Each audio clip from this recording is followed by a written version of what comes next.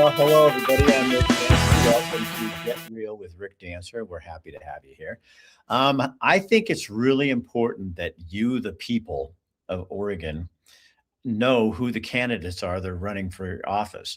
Now, what the media likes to do is they only count you if you matter to them. So if you're just a name and you're somebody that's on the list, there's like 8 or 9 people running for on the Republican ticket for governor in the primary coming up in May. And a lot of those people are not getting any attention because the media has deemed there's only 2 candidates right now, and that's Danielle Bethel and Christine Drazen. And they're all wondering and hopeful that Chris Dudley will jump into the race, which will create a lot of other things going on, but I won't be judging on that.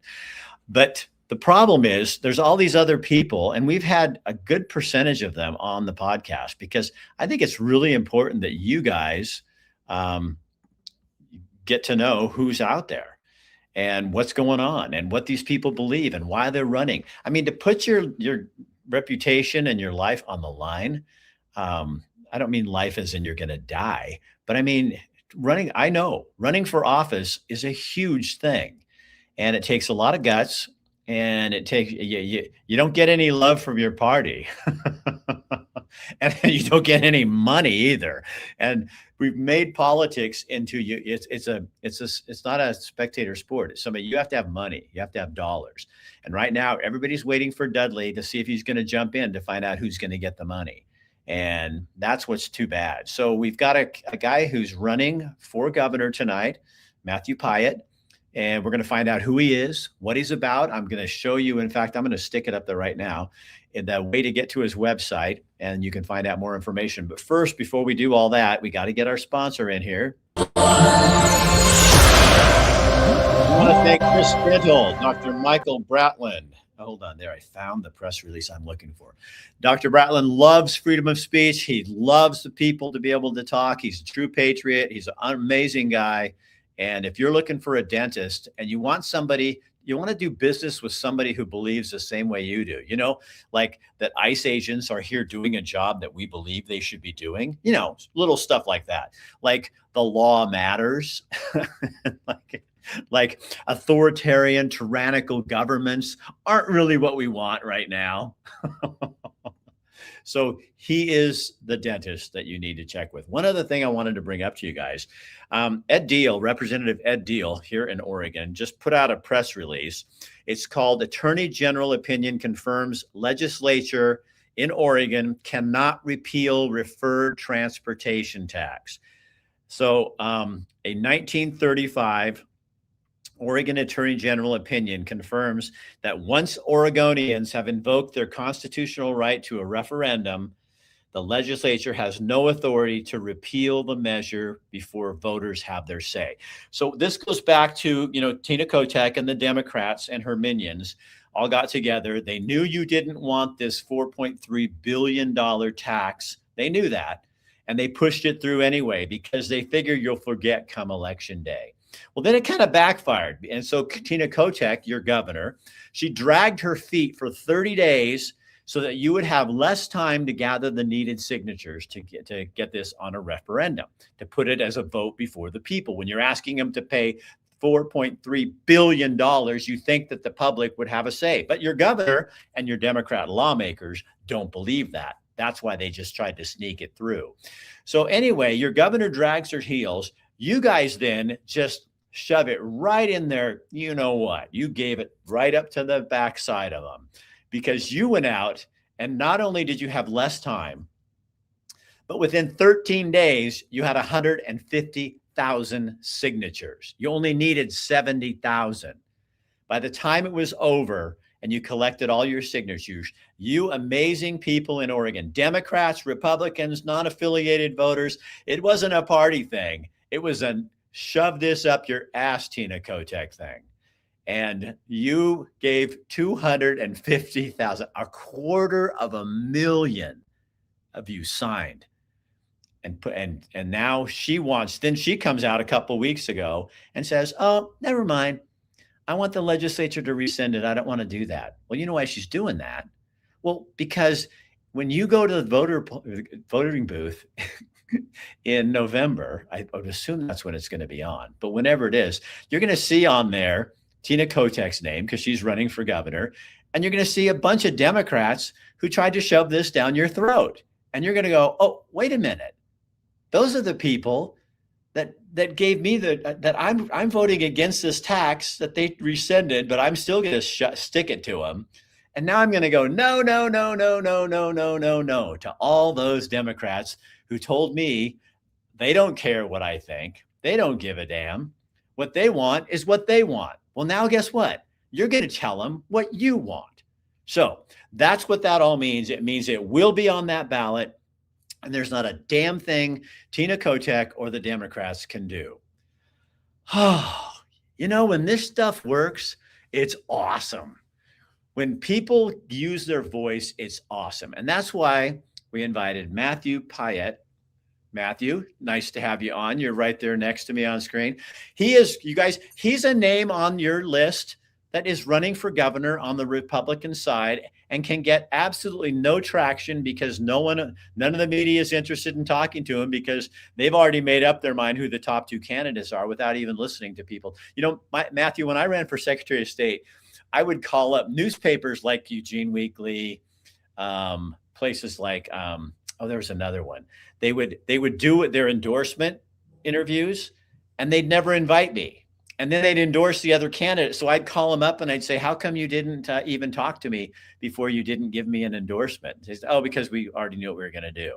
So it wasn't fair play, but I called them on it. And that's the way the system is set up. And the media, that's why no one pays attention to the media anymore. So you wrote me and I said, God, yeah, of course, Matthew. That's what we're all about, is giving people a voice. So I want to know who you are, what you do now, and what you want to do for Oregon. Okay. Well, great, Rick. Again, thanks a lot for having me on your podcast today. I've lived in Beaverton since 1991, so I consider myself kind of absolutely an Oregonian, and I care about what's going on with this state. And I have a degree in music education from the UOP Conservatory of Music in Stockton, California, and I played French horn in the Stockton Symphony for about 10 years. Wow, so really? Yeah. But and I wanted to be a professional symphony player, in a tier 1 symphony. But to do that, it takes a lot of money. You can't be a starving musician and afford airfare, hotel, rental to go to these auditions. And so my first job out of college, I went to work for Chevron as a petroleum landman. And if you've seen the show Landman, I can tell you right now, that's fiction. Oh, no, Matthew, we're going to paint you into, you're the badass who has the little frilly wife and the daughter. And so you were like a landman, though.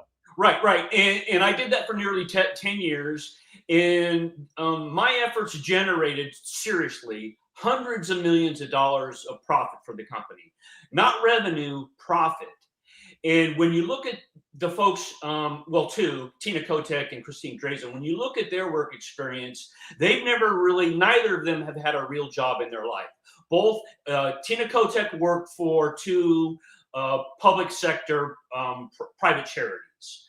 And Christine Drazen worked for two nonprofits, consulting, working with other politicians, the Oregon Restaurant and Lodging Association. So neither of them have ever had a quota. They've never generated $1 in profit. And I think it's time that Oregon has a governor that has business experience. For the last 12 years, we've had what I call an awful governor. When I say awful, I mean affluent, white, female liberal. And I truly believe that if Christine Drazen wins the primary, she's going to lose again, and we're going to have 4 more years of an awful governor. So that's kind of why I'm running. So especially like Oregon's business, like in terms of business, we are like, you are, I say we, because I'm still basically an Oregonian. I just had to do my job from outside the state because I don't want to get killed. But, the business is so unfriendly to business. Businesses are leaving Portland and the Beaverton area like crazy because it's just It's not business friendly. We came here to Montana and we have our own business. And in Oregon, every 3 months we had to do an estimated tax, estimated tax. We came here and it's a pain in the ass, especially when it's just me and my wife and one other person. Mm-hmm. And we came here in Montana and they said, why would you do that every 3 months? You just do it once a year. We don't, that just takes extra time. It doesn't matter. It's going to be the same at the end of the year anyway. And we went, oh my gosh. I mean, and there's tons of things like that in Montana that are so much easier to get done. And all it is Oregon policies that are just, they're not, it's apparent that people in the legislature, many of them, and the people running for governor and statewide office have not been in business. You see someone like Ed Deal, the representative, he was a businessman, which is why he's doing so well and doing lots of cool things. Mm-hmm. Yeah, and if you look at downtown Portland, the occupancy rate is like 36% is unoccupied. And I think that's a total reflection of the business environment in Oregon. None of the companies want to locate in downtown Portland and have office space there. And the buildings, that US Bank building, buildings that are worth $30 million are going for 10. Right. I mean, a fraction of what it costs to build and a fraction of what they sold the last time it was purchased. Exactly. So what is the most frustrating part for you? I mean, for running is it the ignoring? Is it that they don't treat you like you matter? Right. I knew when I got into this race that I'm going to need to get some traction with the media so I can get my name out. And so I've been in sales my entire life. I know what it is to identify prospects and craft emails and reach out to them. I can assure you that every publication in Oregon knows who I am. I can assure you that every TV station in Oregon knows who I am. The only newspapers that have given me the time of day was the Oregonian. God bless Helen, the editorial person. She ran a letter to the editor that I wrote. Then there's the Historian, who just ran a letter to the editor that I sent in to them. In fact, very quickly, I sent them an email about a few different things. And when Jeannie got it, the editor, she got her assistant and she cobbled together a letter to the editor from text in my email. And she said, hey, I think this would be a great letter. It's 200 words. If you want to change it, add some stuff, we have a 250 word limit, go for it. So they actually reached out to me, the folks at the Historian. So, and then there's another publication, an online publication, look out, Eugene Springfield. They're the only ones that have given me the time of day in Oregon. And they all say, well, we don't run op-eds from people who are candidates for public office. Let's circle back after the primary. And of course, my thought is, if I get it through the primary, I'm not going to need your help. So, well, they also do like that. They used to base it on money, like whoever you had to have a certain amount of money raised before they'd take you as a serious candidate. But to me, what is it? The media, it's not the media's job to go, because if I don't have enough money, it's because you're not covering me. Right. And so you're basically deciding whoever gets the money first. The bottom line is the media is setting up who is going to be the candidates, and that is not their fucking job. Absolutely. I totally agree. And the thing about that, the frustrating thing about it is a number of them have reached back out to me. It's like, yeah, we don't take op-eds, but if you want to pay for some advertising, we're happy to take your money and give you a half-page ad or something. And that's, but to your point, I have an opinion about that. I believe that most of these media folks are on the liberal side, and they kind of know that Danielle and Christine, either of them will probably lose to Tina. And that's why they're the only ones that you ever hear about, is because they know if it comes to Danielle or Christine, Tina Kotek will beat them. And so I think that's a conscious decision that they've made to exclude other GOP candidates. Yeah. Hey, Liberty, one of our comments, great news for candidates today from our Supreme Court. Liberty, I have not been online for the last 2 hours. Tell me what it is. I'd like to see it in the comment section. I don't know. That's what this is all about. Everybody gets to inform everybody. So Matthew, tell me, how do you feel about vote by mail? I have mixed feelings about it. I think that if it were done correctly, it would probably work. But with our sanctuary policies and being able to sign up to register at the DMV, I just think there's just a lot of shenanigans that can take place. And so I think if it were done right, it would probably be okay. But quite frankly, as you and I discussed earlier, I would prefer to go into my precinct, show them my ID, they give me my ballot, I vote, and I put it in the bin. I always preferred ballot, going to show up to your precinct and voting in person. So do you think there should be, some kind of identification for people to register and to vote? Absolutely. Absolutely. I just don't think this being able to register at the DMV, because what's to say that you're I can't say illegal alien. What's to prevent a undocumented immigrant from getting on the voter rolls? No, you're on my show. You can say illegal alien. That's okay. Well, I just did. Undocumented is just okay. It's one of their terms they come up like with pro-life. So it sounds like, they're pro-life and what is the other pro-choice. Pro-choice, right. Yeah. When you say pro-choice, it doesn't sound like you're killing a baby. So it makes it sound better. Right. Where do you stand on abortion? Because a lot of Republicans want to know. I am definitely pro-life. I'm a Christian. I attend Athey Creek Church every Sunday at 10 a.m. I love Pastor Brett. I am totally pro-life, but I also understand that there are probably situations where if it's the life of the mother or if the embryo is defective, that maybe there might be situations where, but I'm a constitutionalist and a federalist and a fiscal conservative. And if the voters in Oregon want to have abortion, then I think that's up to the voters of Oregon. I may not agree with it. I would probably do whatever I can to change that. But if that's what the majority of Oregonians believe, then I don't know what to say. I think there has to be limitations. I don't think it should be being able to get abortion a day before the due date. I mean, that's infanticide. But I think every life has meaning and worth. And short answer, I'm very pro-life. And it has to be an extreme condition why you'd want to terminate that pregnancy. Real John Howard comments on here, Sinclair Broadcast Group destroyed the news in Eugene, Springfield. Good luck in knowing what's going on. Real John, I would submit to you that I don't think it was just Sinclair Broadcasting. It's when all the local stations got sold out because KEZI was sold to another company who's just a little bit part of a bigger company. So they're no better than Sinclair Broadcast. The media screwed itself because they didn't tell the truth and because they didn't listen to you, the people. And they don't have enough people. They're not staffed well. They have people who don't know what they're doing. You have interns in there writing scripts. There's a lot of reasons. I'm not a fan I don't like or dislike Sinclair. I don't care about Sinclair. But television news Sinclair didn't destroy it. The news industry destroyed themselves because they don't listen to people. Pamela says they want to make us citizens to get real ID. Why isn't this the same for illegals?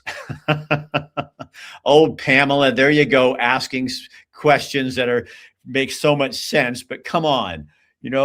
Timothy says, what would you do about a complete financial audit of Oregon and the NGOs, Matthew? If I were governor, I'm telling you, it would be the most transparent administration you've ever seen. I think we should be auditing all of that. The FDA requested information from Tina Kotek about SNAP, and they refused. Oregon is one of, I think, 28 states that refuse to give them that data. And of course, my thought is, why would you refuse that? If everything's above board and you have nothing to hide, why aren't you sharing that information? I can guarantee you, just like Minnesota, there's a tremendous amount of fraud in SNAP. There's a tremendous amount of fraud in the Oregon Health Authority. Money is being spent on people who don't deserve it. I can assure you of that. One thing I did want to comment about, we hear about, the illegal aliens, they pay taxes. Well, to pay taxes, you have to have an ITIN, an individual tax ID number. And Tina Kotek knows exactly how many Oregonians are submitting tax returns using an ITIN. And if these folks aren't using an ITIN, they're using someone's stolen Social Security number, which is a felony. What would happen to you and I, Rick, if we were to steal someone's identity and use their Social Security number? We'd be spending hard time in federal prison. But somehow the Democrats think that this is okay. And one other thing, you know, I'm a registered Republican, but I'm actually a classic liberal, kind of like JFK. And one of the things about a classic liberal is the rule of law. And that's something that the Democrats in Oregon, in our country, they've lost that. There is no more rule of law. They think, you know, they think that federal immigration laws, they can just look the other way. And my thought is, well, if you want to look the way on that federal law, what other federal laws are you willing to look the other way and not enforce? You know, if you don't like the laws, you should change them. But as long as they're on the books, you should be enforcing them. Yeah, Tom, Liberty says Tom Fitton of Judicial Watch won a lawsuit to purge inactive and dead voters. Yeah, that was the other day, Liberty. Okay, I knew about that one. It's 800,000 inactive voters in Oregon. And people, you know, the supporters of the Democrat Party say, well, you know, those are inactive. Well, I know I have heard dozens of stories of people who their kids move out, their mother-in-law dies, and they're still getting ballots. And if you're a person who likes to cheat, which we know there are a lot of cheating people out there, you could so easily take that and forge the signature and vote. And that's what people are concerned about. Plus, if you have 800,000 inactive voters, why wouldn't you take them off I mean, that is so stupid, Matthew. I mean, why wouldn't you? And you know, our Secretary of State, Tobias Reed, says, well, yeah, we're going to do it now and it's basically because Trump's threatening him. But it's been on there since, I think, 2017 or something like that. Why wouldn't you have done that now already? It's the same thing you were just talking about. If you don't think there's a problem, you would just take them off. But obviously you're leaving them there because I'm sorry, I'm a conspiracy theorist. That says you're using them to cheat, or you would have taken them off because otherwise it makes absolutely no sense. Absolutely. They work to send their money to Mexico. Why can't the citizens of Oregon put her under citizen's arrest? Matt, wouldn't the Oregon IRS know if someone was using a deceased person's Social Security number? You would think so, but if they're not checking it and they're not enforcing it and they're just taking the money, why would they? Zay, I hope I'm saying, she says, I will definitely research and find out more about Matthew. You guys, I put his information at the top of the comment section so you can go on. He has a website, and Matthew has all his positions. He blogs every day, got information on there so you'll know exactly where he's coming from. Right. Matt Kendall says, because once a deceased person's assets went into probate, wouldn't that red flag? Matt, you know, you would think so, but I'm not kidding you. I've had him on my show. I could give you 10 names of people who have had this. One guy I had on my show, not only did both his kids leave the state and told him they were leaving, and then and his mother-in-law, and for 4 years he was getting ballots at his place of residence for his dead mother and for the kids who had moved. And every year he called the elections department in Lane County and told them, I'm getting these. And they did absolutely nothing about it because they kept coming. So you can make up excuses if you want, but red flags, I don't think Oregon knows what a red flag looks like. Right. Pamela says, now, I think, go ahead. Two of the companies I've worked for, I've been in high-tech sales for over 30 years, and I've worked for IBM and I've worked for SAP. In both positions, I sold high-performance computing, data analytics, massively parallel processing data analytic appliances. And so I know a little bit about database and data analytics. And Oregon could, if they chose to, they could identify these databases. They could run reports. They would know exactly who was using a stolen Social Security number. They would know exactly who these people who are using ITINs to file tax returns. Some of those people using ITINs may be actually here legally. That's not an issue, but we would know how many of them are legal and who aren't. And it's my understanding that in Oregon, there's probably somewhere around 120, 130,000 folks that are undocumented. And so it would be very Means easy illegal. for us to identify them. So Absolutely. Lola wants to know, would you end Oregon's sanctuary state status and tell law enforcement to cooperate with ICE? Absolutely, I would. In fact, I met with the publisher and his editorial person on Tuesday. I won't mention the publication. And he's saying, well, these ICE people shouldn't be breaking windows and pulling people out of cars. It's like, I don't think that's actually what happened. No, I think it's a bunch of bullshit. Yeah, absolutely. But I did say, if these sheriffs who have illegal convicts in jail, if they would honor these detainers so that ICE can remove the murderers, the rapists, child and female rapists, the sex traffickers and the drug dealers, if they would honor those detainers, we can get them out of the country and out of our state, and our state would be much safer.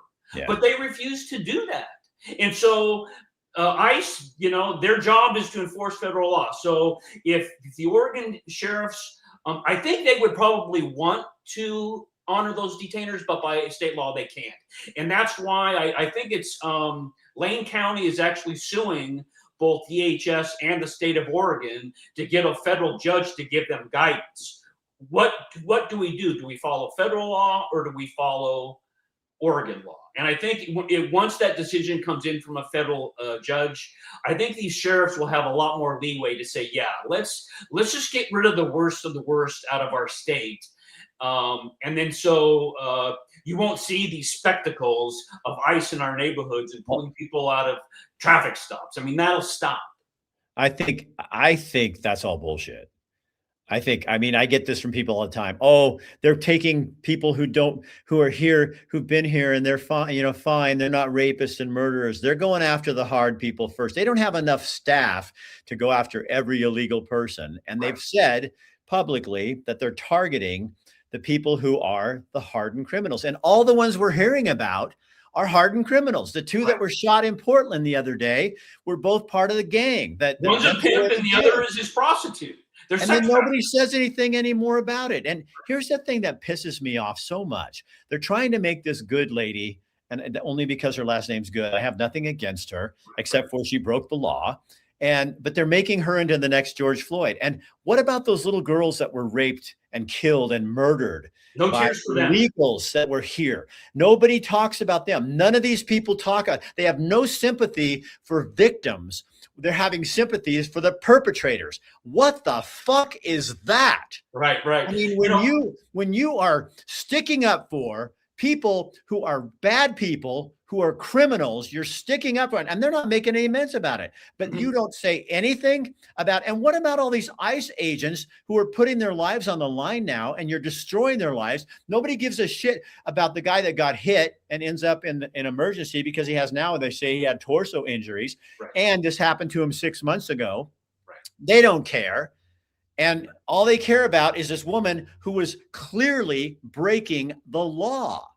I mean, when they say 4 times on a tape, stop, plop, and she doesn't stop, you're asking for problems. And she ended up losing her life because she didn't listen. And her partner, who, by the way, we found out is not her wife. They are just partners. They were not married. Okay. She was saying, drive, baby, drive.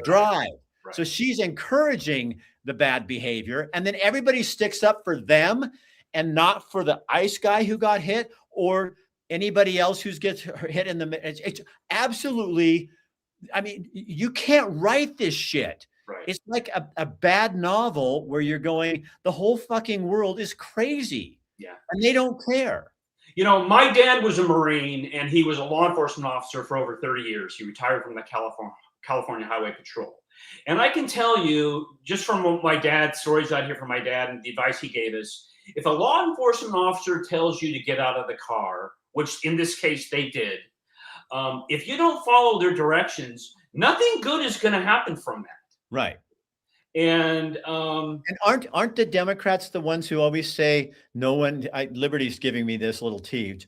Nobody's against the law except for them, right, and the people they support. So we have to abide by the law, and they don't, because they somehow are on the right side of humanity. And how is it humane? I heard this horrible woman on a radio interview this morning. They pulled her clip off of YouTube, and she was going, we need to be more humanitarian with each other and take care of each other. And we should go out and we need to fight ICE and we need to kill them. And she's going on and on. I'm going, oh my God, you're crazy. You're sitting here and you don't even hear yourself saying, I'm about humanity. And this is what I get from the left a lot. Yeah. Kindness, choose kindness. And you're the meanest people to be online of anyone. Right. I mean, it's like the exact opposite of what you say is what you are. And I think the rest of us, the non-affiliated voters, the Republicans, the more conservatives, the green people, we're done. Right. You're lying to us and we're done. Yeah. Years ago, I was on Facebook. I have no social media presence at all. I have a profile on LinkedIn, but that's it. But years ago, when I was on Facebook, a friend of mine, his girlfriend, was commenting about the bakers who refused to bake the cake for the gay couple. Yeah, and that gay couple went shopping. They went shopping to find a bakery that wouldn't buy them. And because there are plenty of bakeries in Oregon, probably owned by gay folks, that would be happy to make a wedding. Right. But they went shopping. And so anyway, this woman, she happened to be Vietnamese. She said, I just think their life should be destroyed. I think that they should just, their lives be ruined. And I said to her, well, wait a second, who are you to be judge and jury of what their religious beliefs are? I said, what if I went to and maybe this isn't the greatest analogy, but this is what I said to her. I said, what if I went to a Vietnamese bakery and asked them to bake me a cake that says, happy anniversary me live? Do you think they should make me that cake? Of course not. Right. But to your point, but then she said, well, I think we should all just love each other and get along. Says the woman who just said she wanted to ruin those bakers' lives. Right. See, and that's what bothers me. And I think a lot of people is they're out to make a case, and it doesn't matter. And I feel so bad for this woman who died, because I don't think anybody really expects that they're going to die like that. Right. But you put yourself in a precarious situation like that, and you goat them. And then you've got, people. I heard another lady on the radio this morning. They were playing all these YouTube clips of people. And this lady was like screaming at this cop. And then when he said, okay, get out of the car, you're going to jail. And she starts crying and going, I'm a mother. Please don't do this. And it's like, people need to understand there are consequences when you break the law. And I know under the Biden administration and under Tina Kotek, a lot of laws get broken and people get used to like, well, it's like sort of a law. Right. No, it's a law. And it says this is what you do. And I have huge questions with sanctuary state status. How can you allow illegal people to stay here?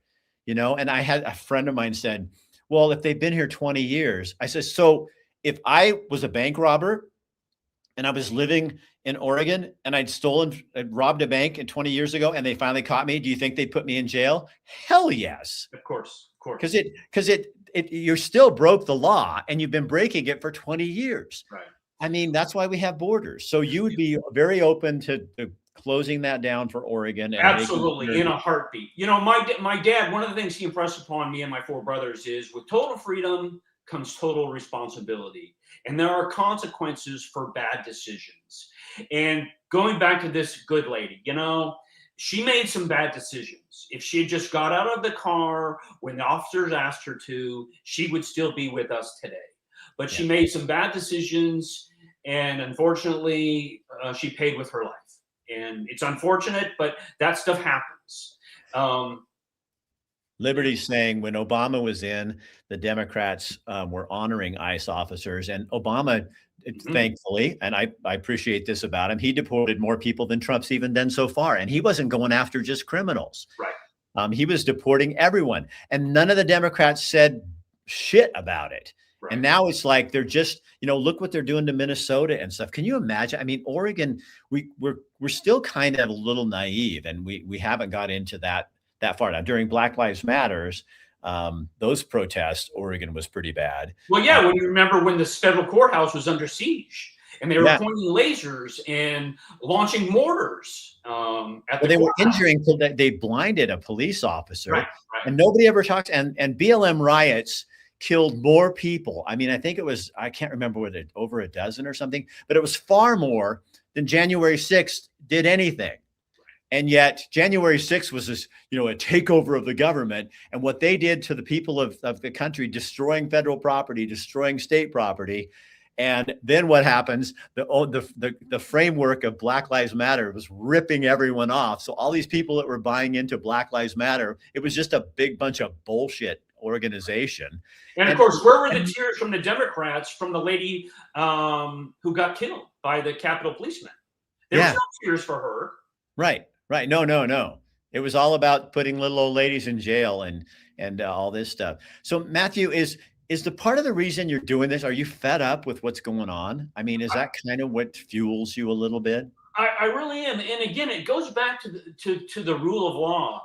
We have to have law. We have to have citizens that are law abiding. We have to have laws that are enforced. If we don't have a lawful society, we're just going to devolve into chaos. And so, yeah, that's actually one of the reasons that's kind of prompted me to do this. Is this nonsense has to stop. One of the things that also bothers me, and you probably heard about it, this Hillsborough dad, where his son got this questionnaire from the Oregon Health Authority asking him about sexuality and gender identity and all kinds of crazy things that those kids, they're not even old, they have no idea what that even means. And why would you burden a kid with such nonsense? I mean, when I was in school a few years back, and probably you, I didn't have sex education until I was a freshman in college. And it was basically male and female body parts, genetics, the sperm and the egg, and then how to make babies. And that was pretty much all that they taught. But nowadays, it's just craziness. Why is that even in the curriculum within our schools? Why is that? Why are those questionnaires even being sent to middle school and elementary school kids that have no concept of what sexuality is? Well, maybe that's why Oregon's number 47th and spends like 17 grand per student on education. So we can educate our kids about their wieners and what kind of, if they're boys or some genetic deformity. I don't get all this and what pronouns you have. They spend so much time on this bullshit and not time actually educating our kids so they can pass the scores that give them, Mississippi passed us. They're number 4. Right. Mississippi. I wrote a blog post. If you go to my blog, I wrote a blog post about our public education system. Not only are we 47th, we're number 7 in the country as far as high school dropouts. So what would you do about education, Matthew, if you're governor of Oregon? Well, I would, and I mentioned this in a few different blogs and emails that I sent out. I would how do I say this? I would dismantle the Department of Education and rebuild it with the focus on education, not in indoctrination. Because right now their focus is just in indoctrination. I would dismantle that whole department and start from the ground up. That would be the first thing that I would do. So that's my number one priority. If I was blessed to be able to be governor of Oregon, that would be my number one priority. Because that's the human capital that we have that, and we've lost probably, we may have lost at least one generation to this nonsense. We're not educating these kids. Employers can't hire people with minimal amount of skills. They're being graduated. They need remediation. I mean, it's just craziness. So right now, one of the biggest funders of the gubernatorial Democrat election will be the Oregon Education Association. They have their fingers in everything Democrat, everything that goes on. If they were to offer you money, would you take it? Well, it's interesting that you mentioned that. As a candidate, I actually got a questionnaire from them. And they asked me, if you want our endorsement answer these questions in our questionnaire, and we'll review it. Well, one of the blog posts, in fact, it's the most recent one, was my response to the OEA gubernatorial questionnaire. And those guys are a bunch of nuts. When you go to their website, 95% of those people in positions of power have their personal pronouns in their little profile. And I think that says it all right there. They're not interested in teaching kids. They're interested in indoctrinating kids. And in fact, and I'll email you when we get off. I'll email you my response to them. And I can assure you, I won't be hearing from them anytime soon. Someone wants to know what your definition of indoctrination is in terms of educating our kids in Oregon. Well, okay, here's real simple. There's two sexes, male and female. As far as sexuality, you're either straight, bisexual, or gay. Those are your options. There aren't, 24 different genders. Those are your two options, either male or female. And even gay is not a gender. Well, and that's sexuality. I'm saying right. That's how I look at it. I look at, there's two genders, male and female, and then there happen to be male and females who are gay. Right. And then there are men and women who feel like they want to be the other sex. Well, then they can do that, but don't ask me to celebrate it, and don't ask me to call you a different gender, because it's not. You're still a man who wants to be a woman, or a woman who wants to be a man. And you know what? I'm fine. I don't care. It's none of my business. But don't tell me that I have to look at you and accept you as a woman when you're a man dressed like a woman, or a woman that I need to accept you as a woman or as a man because you're really, and I know that. I can't play the game. I don't need to play the game. It's your problem, or it's your blessing, or whatever. But it doesn't have anything to do with my accept. I'm not going to accept it. And I'm not going to do pronouns either, because it's grammatically incorrect. Right. I'm sorry. You're not a they or them unless you've got a split personality. And that just throws grammar right out the window. Science is the 5 genders. Pearl, bullshit. Pearl, there's not 5 genders. There is no such thing as a transsexual. No amount of hormones, no amount of surgery is going to change the sex that you are. If you want to be trans, but you're not a transsexual, you are a transvestite. And that's okay. I want my English language back. Right. Don't you think, Matt, don't you think that that if somebody wants to call that, why do we have to agree with you? We don't. We live in America where I get to say, I don't agree with that. Right. Just like you can look at my life as a Christian male and I'm white, and you can say, I don't agree with your life. I'm fine with that. But you don't get to put me down. You don't get to discriminate against me because I'm a white male, as I should not discriminate you for dressing like a woman if you want to be a man. If you're a man, we've gotten into, it's like, stay out of my fucking bedroom, stay out of my house. What I do with my life is none of your business, and I don't need to have any knowledge about what you do.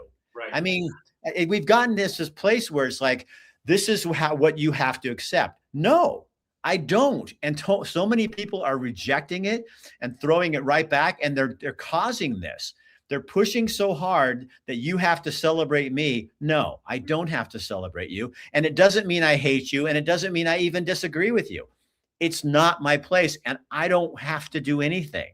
Right. If you're 18, you can do whatever you want. If you want to have surgery, you want to go through hormones, as long as you're an adult, you're free to do whatever you want. Have at it.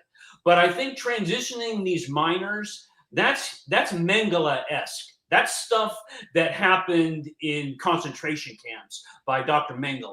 That to me is just, I can't even believe that parents would do that to their children.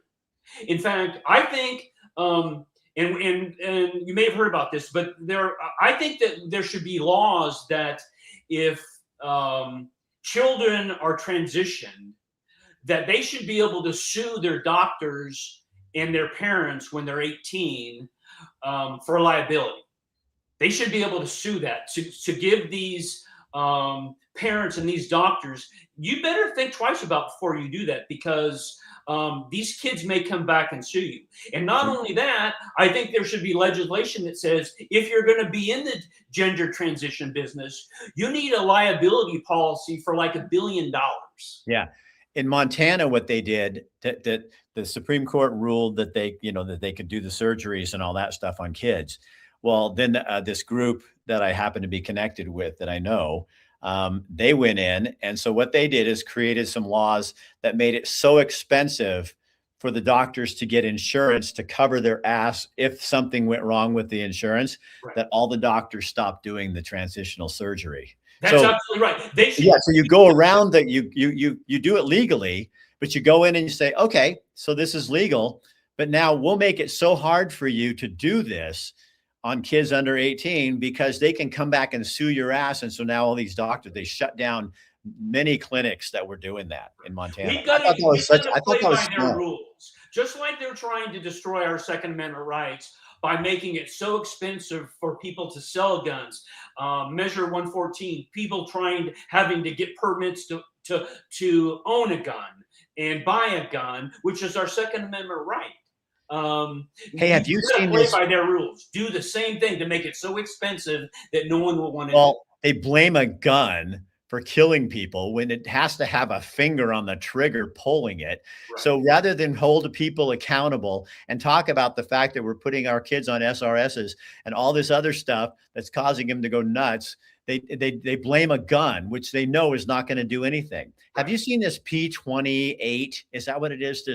This ballot measure that's being circulated right now for signatures that would make it so that you couldn't have it kill any animals in Oregon. Yeah, I saw that. That's just nuts. So I have some people coming on next week who are fighting that. But I mean, stuff like that, Matthew, passes in Oregon. That's why these groups that come up with these wacko things come to Oregon, because they know they can probably get them to pass, and then they get some traction to put them somewhere else. How do you stop that as governor in Oregon? Yeah, I own a ton of guns, and I'm licensed to conceal carry in Oregon. And so if I was governor, I would be your number one advocate to secure your Second Amendment rights. And as I mentioned, I own a ton of guns, and none of my guns have killed anybody. Having said that, I pity the poor fool who comes into my home late at night unannounced, because nothing good's going to happen from that. So, Matthew, give us one last pitch. This has been super fun, and I think people have really got a taste for who you are, which is really, I mean, that's what we want to do. That's what people need to do. And I think, people need to not pay attention to the media. The media doesn't get to vote and put out and decide who's going to be the person. You, the people, get to vote. So Matthew's made his case, Matthew Piatt. And so tell people just how to get a hold of you or what you want to say, and then we'll yeah. So I've got my 5 top priorities are a world-class public education, lower taxes, fiscal responsibility, smaller government, and individual freedom. Those are the things those will be my priorities as governor. If you want to learn more about me, go to my website, MatthewForOregon.com. You'll see my platform. You'll see my blog. Please take a moment to read my blogs.